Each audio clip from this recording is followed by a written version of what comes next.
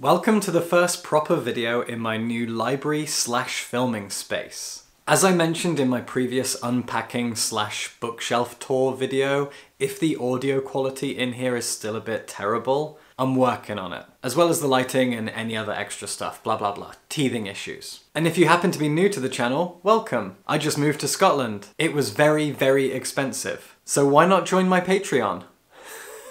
Seriously though, this move was really, really expensive. It was something I felt like I had to do for my sanity, and I'm really glad I did it, and I love Scotland, but I could definitely use some financial support, so if you love what I do, if you enjoy my channel, if you think I'm a good critic, consider joining my Patreon. My Patreon community are the coolest people, I love them to bits, and you are very welcome to join. At the time of recording, it has just turned into spooky season. Halloween is a few weeks away, and honestly, I'm spooky all year round. I love the gothic, I love horror, I love scary stuff all the time, but it is spooky season, so we need to talk about some books. In the lead up to my big move to Scotland, I read 5 horror novels I now really want to talk about, so let's dig into them. Let's start with the one that was the most difficult to read, the one that is a kind of horror that is very difficult to describe, and the one that honestly I probably have the most to talk about. Sister, Maiden, Monster by Lucy A. Snyder. This is my first novel, my first story full stop from this American author, and it is a difficult read. If you're looking for really difficult, challenging, unsettling, toe-curling, spine-chilling horror, you're gonna get that from this. It's a real doozy to start this list with. Part of the reason for that is that this is a pandemic novel. It is about disease, it is about the world falling apart, but it goes so far beyond what you might expect of pandemic literature. There's a lot of post-apocalyptic or apocalyptic fiction out there, like Cormac McCarthy's The Road, Station 11 by Emily St. John Mandel, the Y the Last Man comic by Brian K. Vaughan, etc, etc, etc. This is much more raw and difficult than all of that. I guess it's kind of similar to Manhunt by Gretchen Felker Martin. If you haven't read Manhunt, it's a tough book to read, but this hit me harder. Despite the fact that Manhunt is kind of about transphobia and I'm trans, this still hit me a lot harder because of how my brain works. Sister, Maiden, Monster isn't just a pandemic novel, it's also a Lovecraftian, cosmic horror monstrosity. The book is about 300 pages long, and it's divided into 3 parts that follow 3 different protagonists, but they are all very interlinked together. Part 1, which follows Erin, takes up the first half of the book. It's about 150 pages long. Part 2 follows a character called Savannah, which is only about 50 pages long, and then Part 3 is 100 pages long and follows a character called Marie. But the whole thing is told in chronological order, we're just switching perspectives as we go. And this is a pandemic novel that seems to be set a few years in the future, because it makes reference to the COVID-19 pandemic. In this world that is, say, 5 or 10 years ahead of whenever the book was written, there is a new pandemic, a very, very strange and horrible disease that affects people very, very differently. It kills a lot of people, but those that it doesn't kill are left in one of 3 situations, which are called stages, I think, and you can be a stage 1, stage 2, or stage 3 person. From 1 to 3, it's a progressively worse situation, and our protagonist Erin is a stage 3 case. She has survived the disease, but these people that survive are all left in very vulnerable and difficult and unenviable positions. If you're in that first group, your immune system has been beaten down a little bit, but you're okay, you're stable, and what you'll probably need for the rest of your life are some vitamin supplements to boost your immune system. If you're in the second group, you need human blood in order to survive. So regularly you will need vitamin supplements, but also whatever human blood has to offer that these people need. And most upsettingly, the third group, which again Erin is in, they require human brains in order to function. Erin is diagnosed with this illness and she is then sent to a hospital, and as she's recovering, she is given a bowl of something. Turns out this is a bowl of cow brains with a little bit of human brains mixed in, and she wolfs it down and she's disgusted by herself. She finds out what it is and she's very upset, but she needs it, she's craving it, and she's kind of unstable. And that's the other thing about groups 2 and 3. These people are emotionally unstable, and there have been cases where people who've been put into group 2 or 3 go out into the world and they end up violently attacking people, maybe even killing people, maybe even cannibalizing them. It's not pretty. The world is slowly degenerating as people are dying of this illness or surviving it and being turned into blood or brain-hungry, murderous, psychopathic cannibals. And Erin maybe is one of them. As the blurb gives away, this is a world that will eventually descend into a kind of anarchy, a kind of Armageddon, a kind of apocalypse, and it will become Lovecraftian. It will become eldritch. There is a reference in the blurb to eldritch gods and masters. This is the world ending via a disease, and as we learn more about the disease and how the eldritch, Cthulhu-esque, Lovecraftian creatures, monsters, gods, whatever come into play, things start to fall into place. But it's not pretty. And the reason this book upset me so much is that I struggle with health anxiety. This book constantly talks about tumors and cancers and diseases that knock out your immune system. There's plenty of body horror. And what's interesting about me as a horror fan is I have health anxiety, I'm scared of diseases, I'm scared of cancer, but I do like body horror. I love watching the films of David Cronenberg. I love icky, gross body horror stuff, and this book is absolutely full to the brim with it. As I read this, my toes really did curl. I really clenched my jaw, squirmed in my seat, and felt very uncomfortable. And that's why I think it's a fantastic horror novel. At no point are you scared by anything too existential, I guess. It's just out and out, twisted, gnarly, gross body horror about diseases and transformations and eating blood and brains. It's not pleasant, it is grotesque, but it's also delightfully queer. It's sex positive, it talks about trans and non-binary people, there is a lesbian sex affair, one of the protagonists is a sex worker, specifically a BDSM switch. So it's very queer, it's very progressive, it's very sex positive, and it's also a distressingly disgusting time. Then we have The Boatman's Daughter by Andy Davidson. Another American author and another author I had never read before, but oh my goodness gracious me.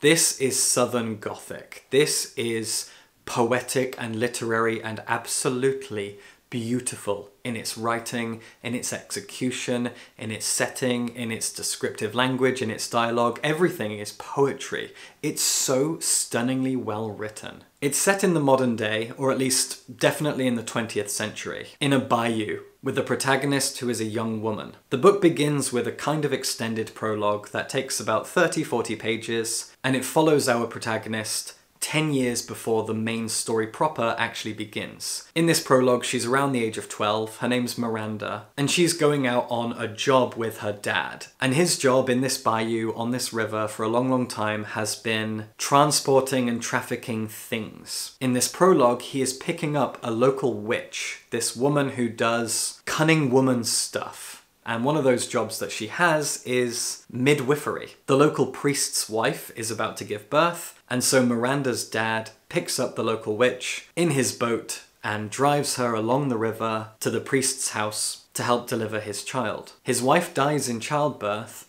and the child itself is monstrously deformed. It's described as having scales, webbed hands, webbed feet, and the priest tries to kill it, thinks he has killed the child, but he hasn't. Miranda's father, during this enormous storm, suddenly goes missing, and then we are thrown 10 years into the future where Miranda is now doing her dad's job. She's ferrying drugs and contraband and weapons and all sorts of things up and down the river, working for the corrupt priest himself and the corrupt chief of local police. She wants to get out, she's ready to leave it all behind, but she's offered one more job, which will pay her enough for a brand new fresh start. And she's actually living with the local witch, and secretly with the child that the priest thought he killed. This child is now about 10 years old, and Miranda has kind of raised him along with the witch. This is a very gothic book, and it's a gothic setting that I haven't really seen. It feels very Shirley Jackson, and actually thinking about it now, I would say that this book is the child of Shirley Jackson and Cormac McCarthy. And I also just realised I've mentioned Cormac McCarthy twice in this video. I never talk about the fact that I actually really love the writings of Cormac McCarthy. I wouldn't mind rereading some of his stuff soon. Rest in peace. But in that Cormac McCarthy fashion, this is a book with a lot of upsetting qualities to it, but very poetic language. McCarthy had a way of writing like nobody else, and Davidson actually kind of captures that raw yet poetic feel, this thing that sits on a knife edge between difficult, raw, gnarly, upsetting, difficult world building and character writing, and poetic language as a form of expressing all of that really dark and gnarly, aggressive setting and situation. It's difficult to read at times, and I have to admit there's a surreal quality to it, which at times can be almost overbearing. You can read a few pages and go, I'm not entirely sure what's going on here, but I'm just gonna stick with it. Like, I read the prologue twice to actually figure out what was going on in it. There's a real sense of vagueness that can be kind of frustrating at times, but again, it's poetry, it's beautiful. This is Southern Gothic. It is very Shirley Jackson. There is an oppression to it. The people are all horrible and terrible. Corruption filters through, bleeds and leaks through everything, every crack in this story. Every inch of the setting, it's all just corruption and disgusting behavior and twisted, horrible people. It's not a pleasant book, but it also very much is because of the way it's written. The poetry of it is staggering. I cannot overemphasize how much of a poet Davidson is. He's an amazing writer, a true wordsmith. And I really think that the best way to sell this is, if you're a fan of Cormac McCarthy and Shirley Jackson, you are going to absolutely love The Boatman's Daughter. If you're a fan of just one of those writers, definitely still give this a go. I think you'll love it. If you're a fan of neither, well, read them. Read Shirley Jackson, read Cormac McCarthy. They're amazing writers, and this is what you would get if their books had a child. The Boatman's Daughter was surprisingly literary in its execution and its writing, and the same goes again for this, The Grip of It by Jac Jemc. As far as I know, that's how you pronounce her name, but I might be wrong. This is a literary haunted house story. This is also a novel set in the modern day, and it follows a married heterosexual couple called Julie and James. Julie and James have lived in a city for a long time, and now they're ready to buy a place. The thing that's kind of sparked them into buying a place now is that James has addiction issues. He's been gambling away most of his money, and so Julie kind of says, we need to start afresh, go somewhere new, we have enough savings, let's buy a place out in the country where property is cheaper. So they go out into a small town, a very rural area, and they buy a house. The house that they buy is at the end of a street, and it is next to a forest and a lake, and it has a history. They buy the house, they start living in it, weird things start to happen. As they get to know their neighbors, they learn more weird things about the area.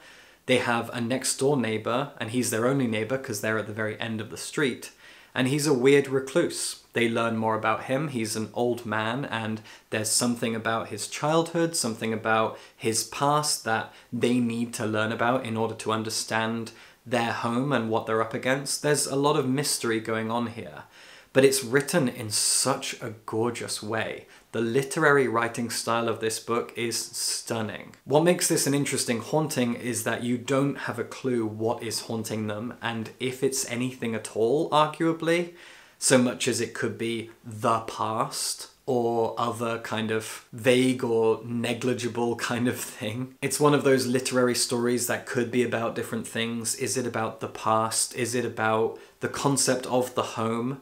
I mean, haunted houses are so popular, and part of the reason for that is your home is where you feel safe, right? It's your space. You're supposed to feel secure there. And so the idea of home invasion stories, slasher stories, and haunted house stories, all of these things freak us out because it's an invasion of your one safe space. If you live in a haunted house, you have no safety, no security. We like predictability, we like to feel safe. As someone who travels a lot, I've lived in many different places, but the idea of having some kind of a home base to return to is very comforting. If that home base was haunted, Jesus, there would just be no rest, no safety, and that's really frightening. And that's what you get here more intensely than in many haunted house stories. I wouldn't say that this book is out and out scary. At no point did I get a chill down my spine, but I was excited by the unpredictable nature of it and the mystery of it all. The house betrays them. That's kind of the thing about this, is that they can't rely on this house to act the way a house should. Things start to change and shift. At one point, Julie finds herself in a room that doesn't have an exit. She can't figure out how to get out. The house is so unreliable. It moves and it shifts and it changes. There are empty spaces. They, at one point, find kind of a hole in a wall and they poke their heads in and it's just sort of a crawl space. The house is full of them.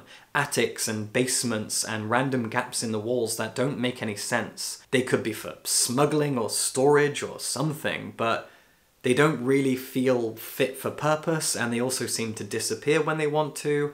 It's a house that shifts and moves and changes as it wants to. It makes strange noises, and they feel as though they're being haunted by the house itself, or at least being toyed with and played with. And as the story goes on, the two of them start to feel like they're losing their minds. And what makes this such a quick and compelling read is that every single chapter is really, really short. Every chapter is 2 or 3 pages long, and then we jump to the next one, the next one, the next one. It's about 300 pages long, and there are 90 chapters. And from chapter to chapter, we switch between Julie and James. And they're both written in the present tense and the first person. So you are constantly in the mind, in the present moment, of one of these two characters, and we move back and forth between them. And it's absolutely constant. And there are other creepy little things happening as well, like Julie has some sort of a mold growing on her skin.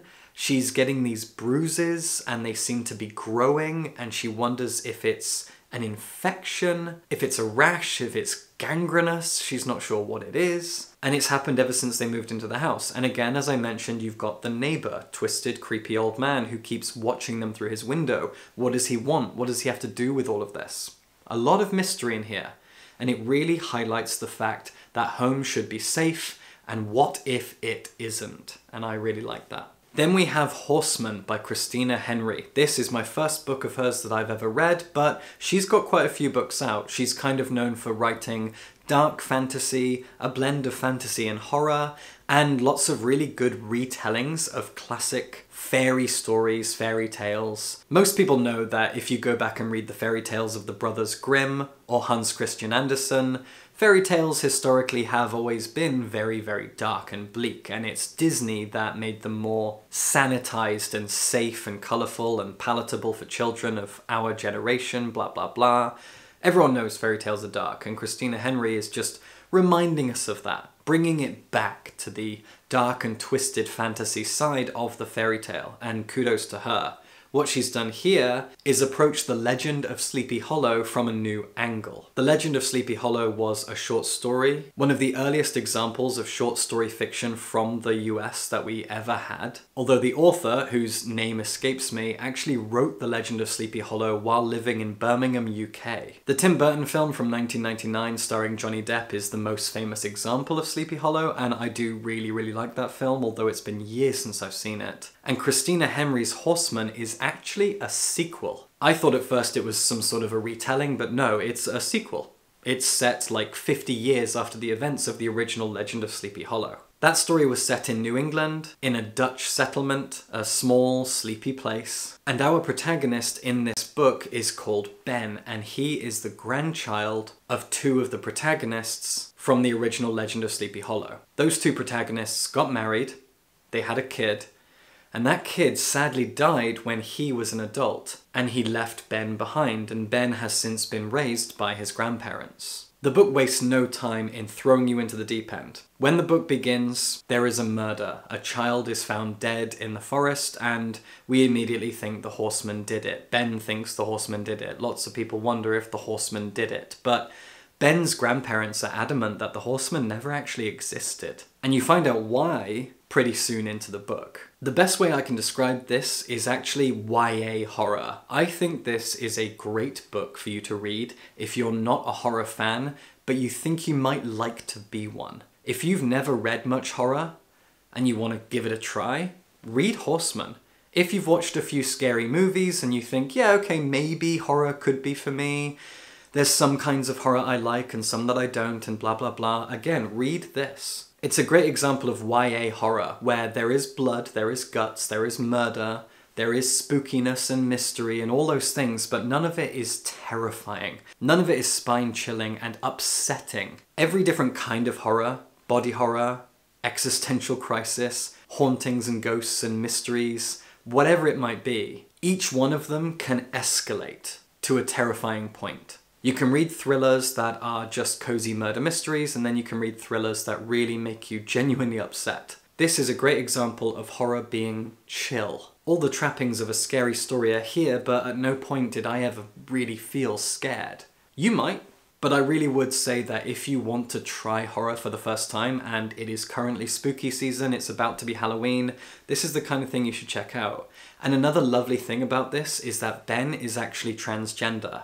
Now, this is a story set like 300 years ago, so the word transgender is never used, but Ben was assigned female at birth, and his grandmother keeps saying, this isn't how a little girl behaves, stop wearing trousers, start wearing skirts, ride a horse side saddle, do all of the things that little girls are supposed to do, but Ben keeps saying, no, I'm a boy, I want to be a boy, I am a boy, I feel like a boy, I'm going to continue living my life as a boy and behaving like a boy because that's what's in me, that's how I feel. And Ben's grandfather, who lost his son, has kind of encouraged this, because if Ben feels like a boy, then his grandfather gets to have another son, and it's allyship very much for the wrong reasons, but again, this is a book set 300 years ago, and characters don't have to be good allies. Good trans representation is important, but when you're writing a horror novel, an historical novel, you take that context into account. Christina Henry, as far as I understand, is a cisgender writer, but I think she did a decent job at trans representation, especially in an historical setting. Ben is a very likable character. He's only about 11, 12 years old, and he's not really struggling with his identity. He's very comfortable with who and what he is. It's everyone else who's struggling, and that's something that I, as a trans person, really enjoyed, is we are not a problem. It's other people who seem to have the problem with us.